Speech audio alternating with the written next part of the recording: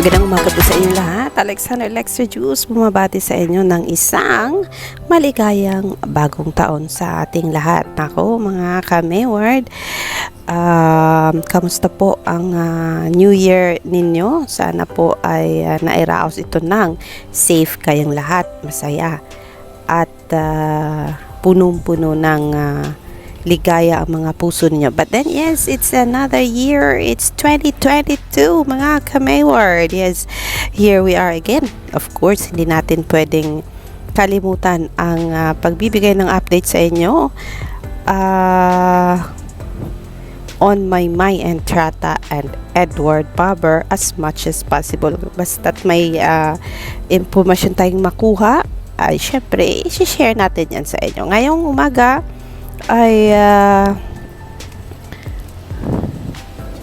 pagtutuunan natin ng pansin itong isang photo tatlo yata ito.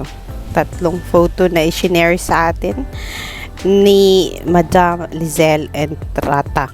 Ito po ay photo nila na nagsimba po silang hindi tatlo kundi kasama yung mga pamangkin niya at nasa Davao pa rin po si Maymay Entrata mga ka-Mayward. Taliwas po sa sinabi ng mga nag-comment sa aking comment section sa mga post ko. Sabi nila ay nakabalik na ng Maynila si Maymay, pero hindi pa po. Katunayan ay nag-post po ng photo itong si Miss Liezel Entrata. At narito po ang photo nila. Nasa aking gallery po kasi hindi ko na makita ang ating files.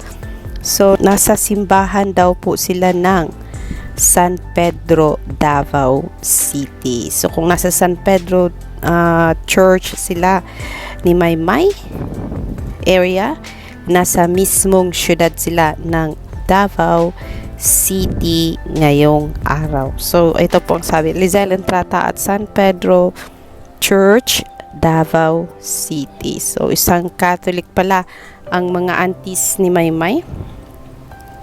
At si Maymay ay iba po ang religion niya.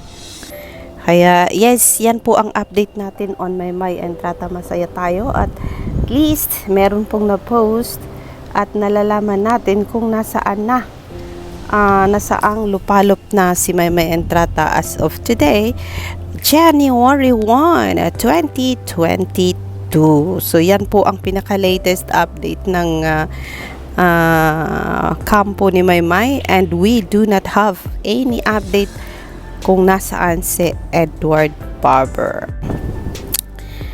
Yan lang muna ang ating update. I will see you later mga guys. Kung may mahanap pa po tayong mga update about Maymay Entrata and Edward Barber. Hinggil sa hindi pagbalik ni Maymay kaagad doon sa